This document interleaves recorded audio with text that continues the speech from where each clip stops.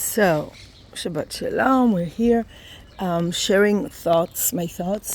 It is Saturday, 22nd of June.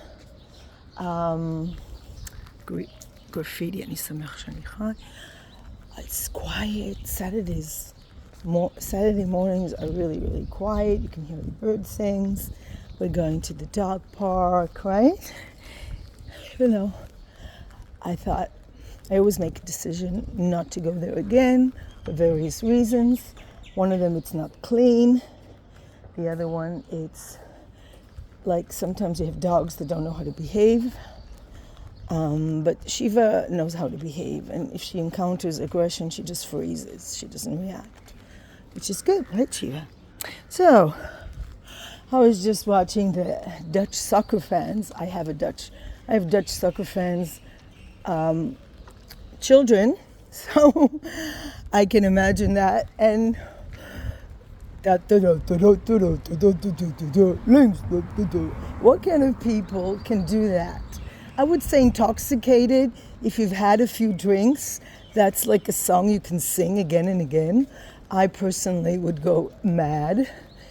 One question I asked is, how are so many Dutch people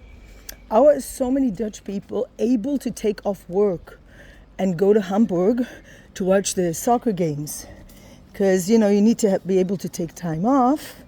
And I'm thinking, so what are they doing? They're like using all their vacation time to walk around in huge crowds, drinking beer and singing that stupid song. I mean, at first it's like, so if you're like 2-year-old, I think for a 3-year-old it would be boring already. For a 2-year-old, then I realized it's really addressing the primitive part of the brain, which is what I concluded from having been married to a Dutchman who likes soccer and does these rituals. And he did it on his own, which is really sad. He used to sit in the living room at 2 a.m. If there was a game somewhere in the world, there was at 2 a.m., it would be at 2 a.m. Doesn't matter that you have small kids that need to sleep. You cover the living room with orange flags and you celebrate. Even though I actually told him to go to a bar, to an English pub, anything, but turn our living room into a soccer stadium. But he would just take over. Then I realized that maybe it had less to do with cultural differences than I'm really, even though I'm a loud spoken person, typical Israeli in many ways, I'm loud, but I'm not really a person who takes over. I'm really not. I'm a person that gets taken over, which is like, I think it's typical of our people. We got taken over by so many nations. You just go over the history, your head spins. And I mean, I don't have to get into the political thing, because if you want, you can believe whatever you want to believe. But I just wanted to talk about what it's like to marry somebody from another culture that takes over your living room when you have small kids who need to sleep, that turns you into a hausfrau. We weren't living in Holland, by the way. And that didn't make me happy. And then I stopped thinking what made me happy. So then I figure out it's not really a cultural clash, but it's more of abuse. And then I watch all these women talk about their abuse. And what really irritates me is that they don't take any responsibility for the fact that they cooperated with their abuse. And I take responsibility for this. I allowed him to take over my life. I allowed him to constantly become violent towards me, not apologize, because he's too intelligent as a psycho. In fact, I'm reading a book again about psychopaths. He just never apologized. And part of it has to do with him being Dutch. And the way I see the soccer fans just drink beer and just he was not a thinker. And it's funny because he had a poster of Rodin's. He went to Paris, and he got this poster from the Rodin Museum of the thinker, a man sitting, and he put it in his bathroom because it's like a joke. There's a joke of a thinker sitting on a toilet.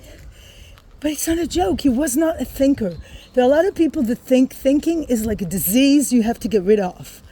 And then on the other hand, there are people like me that overthink. I tend to overthink, overanalyze, which is also not good. It's like eating. You need to eat to survive. You need to think. But people have different levels. I like to think a lot. But you know what? It's like soccer. If you do it on your own, if you're a soccer fan on your own, then you look crazy. Like let's say you dress in orange and you dance in the street. You're crazy. But if you're in a crowd, it's normal. Same thing about thinking or any other activity you want to do. So I was living alone. I didn't have much contact with many Israelis or Jews living abroad. I'm more into English-speaking people because they were more like friendly. And I was not a business person, and it was like a place for business people. So you go to a place that is business-oriented and you're not, then you don't fit in, which was really another problem. But the abuse started with the fact that I allowed it. I allowed him to hit me and ignore it and pretend it didn't happen. I lived in the land of denial. And I want to talk about this to people who speak about abuse. It's always about the other person. No, it's not. No, it's not. It takes two to tango. If you're in an abusive relationship, if now you're with a partner who talks to you in an abusive way, and when it hurts, that's not okay.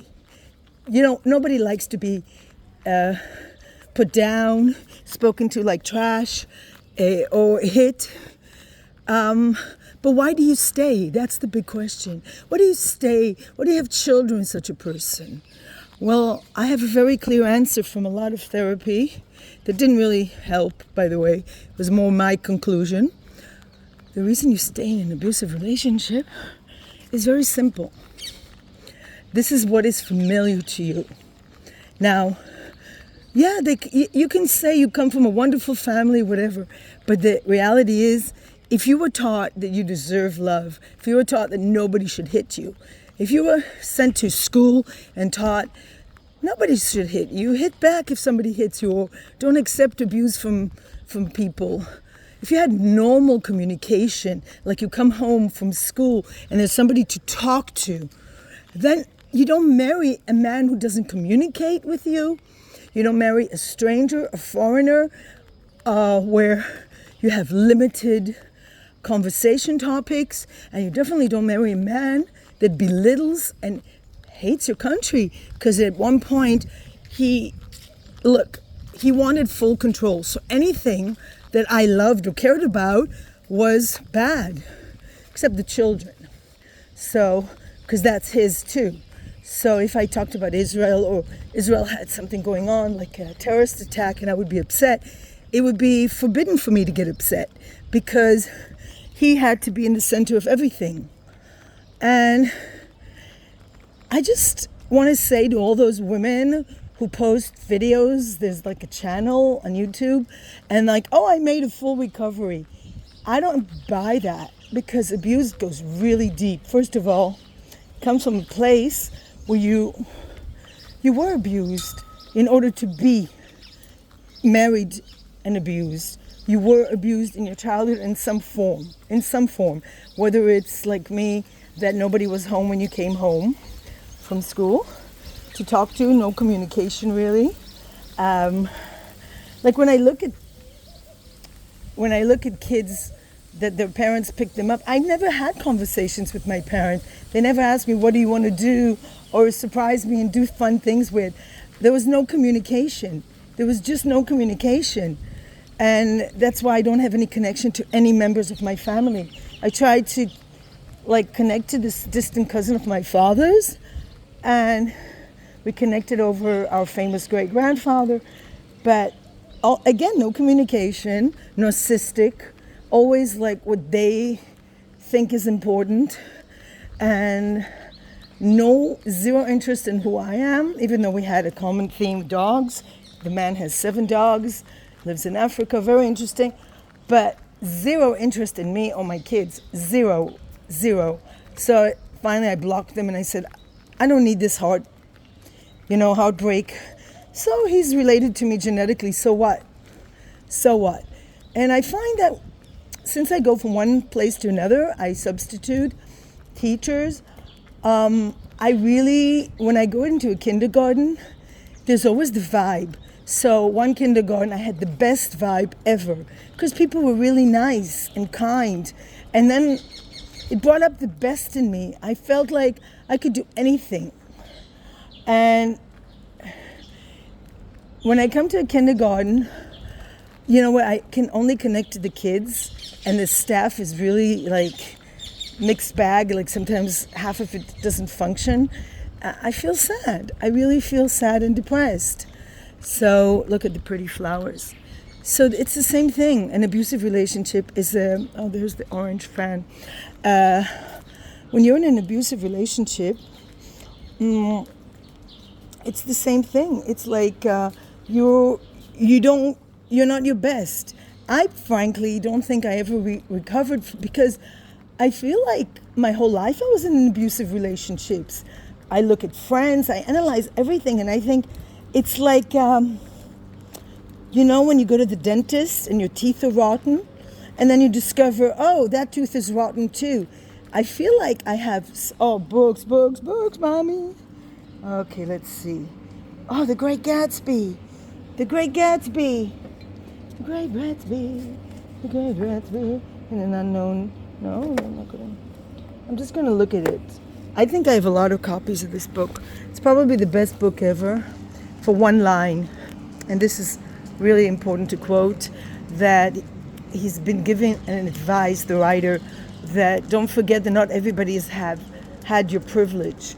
I was told that, like I always was made to feel like I'm privileged, but I wasn't really privileged at all because I had zero communication. I don't think I had love from anyone except animals.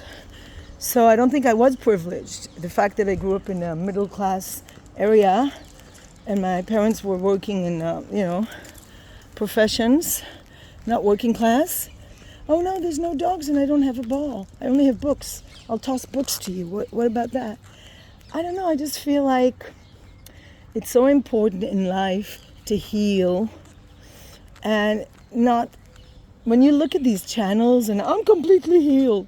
Wow, you were in a marriage, like this one woman, she was like married for decades to a man, but I'm completely healed. Really? Then you must be like shallow, really shallow, because all I know is any amount of abuse, even one day, demands so much healing.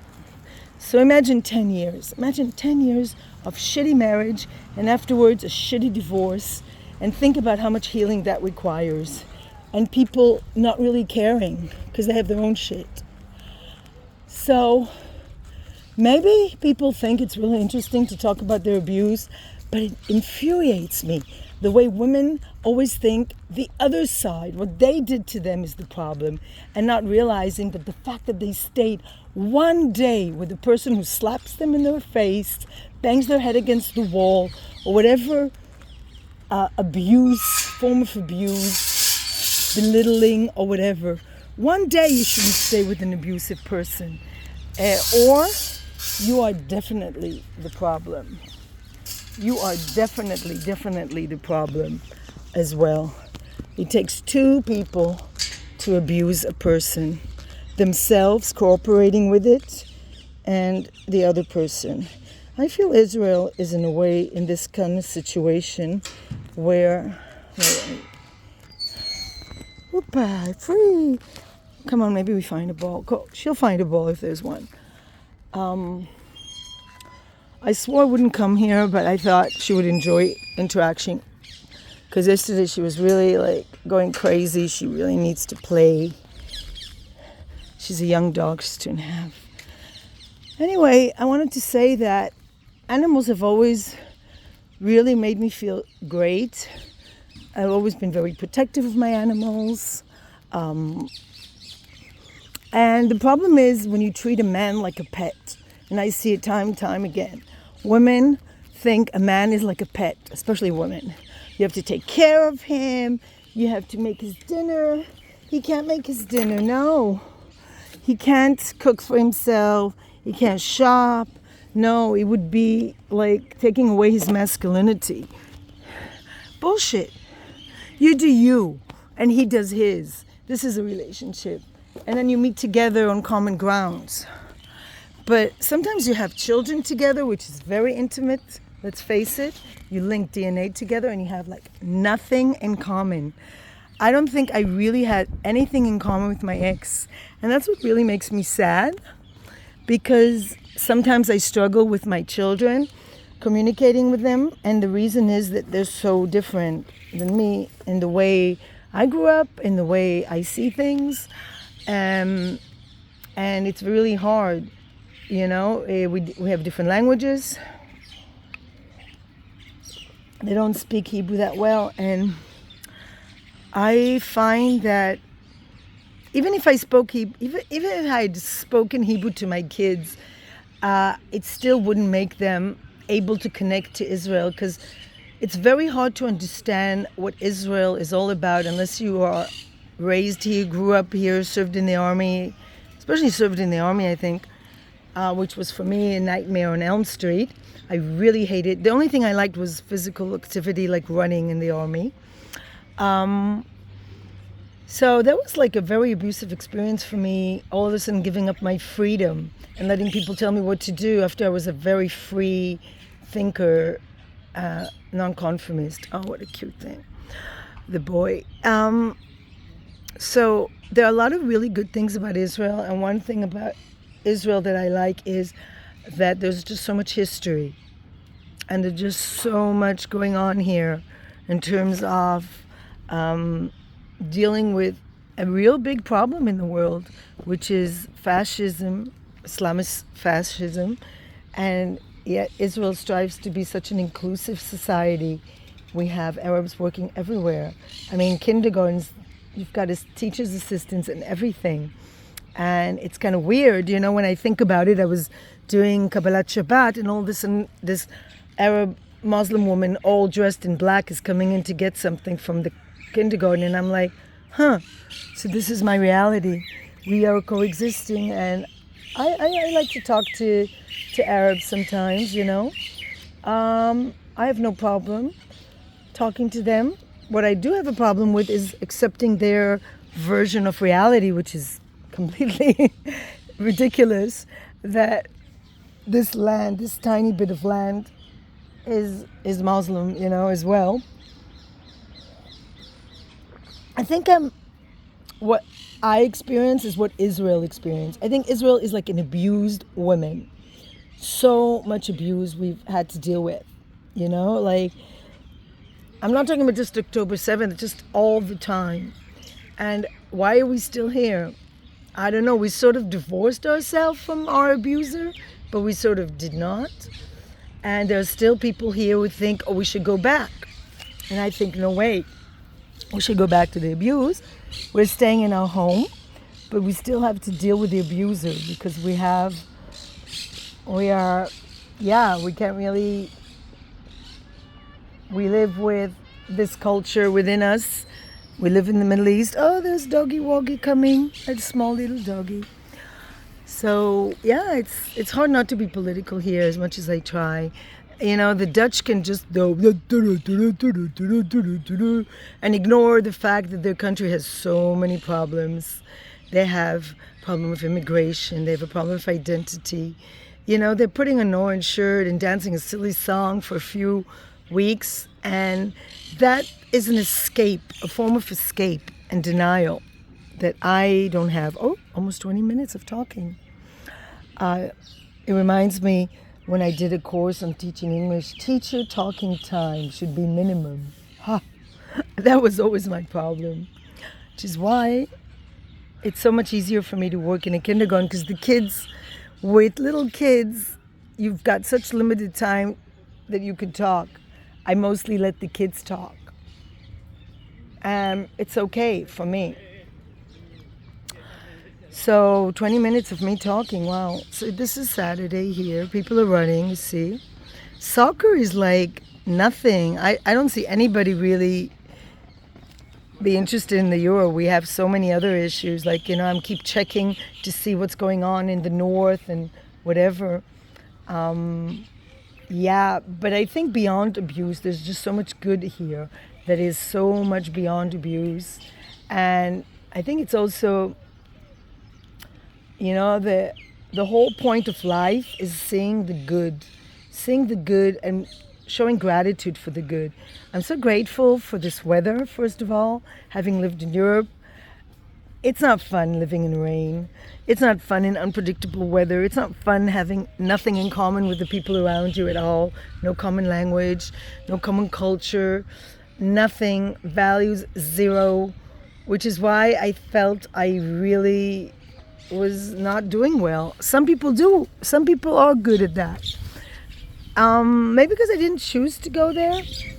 I'm still thinking to leave and live somewhere else, somewhere there's no war, and try to figure out how I would do in a country I actually chose to go to, in a culture I actually liked.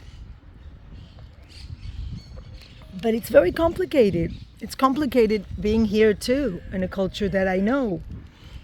Anyway, I'm going to say goodbye, because 20 minutes of me is enough. Give you some peaceful moments from Israel. Look at the canoeing. I love this dog park because you have the river. This is like probably top 10 dog parks in the world, that you have the river. They took down the bushes because there were bushes here, and now you could see the river. And oh my God, she went to the other dog park. Shiva, what are you doing? I'm sorry I didn't bring a ball. Wait, maybe I did. So usually Shiva likes to play soccer, right? She's a big soccer fan. I find it sad also that people sit on their butts and don't do any form of exercise while other people are so fit. Oh, I have a ball. I have a ball, Shiva. I have a ball. Look. Come on. Kadu. We actually can play soccer now. So I wish everybody a really wonderful Saturday. I'm going to spend it in nature. I'm going to spend it around trees and birds and dogs. I decided I don't know, I had enough of people. Yeah. Just to go to the synagogue on Saturday, and then I realized it was I didn't really enjoy it. I only enjoyed the food, and then even not that, and I just never really found anything in common. It was like, why am I there? Oh, why am I there? Why am I there? I would ask myself. And the answer would be, no reason. Just like you try to be part of something that you're never going to be part of, which is the story of my life. And why don't you just enjoy doing the things you like, and that's it. Yeah, gosh, she's my friend. Oh my God, she loves soccer, this dog. She's a soccer fan. But see, a soccer fan should be a person who plays soccer, not a person who dresses in a silly shirt and identifies. I mean, these people obviously lack an ability to identify with their culture, and they need to take time off, go to Germany, and march in the street in groups, because that's what unites them, to compete in a silly game. It's all about money. It's a big money-making industry. The beer, the everything. Oh God, somebody did pick up the dog. Dude. Anyway, Shiva's a pretty competitive dog, huh? You don't want to share your ball. There's only a small dog here that's just like, not going to do anything. Oopa! He's so cute. Anyway, signing off. 20 minutes of me is in now.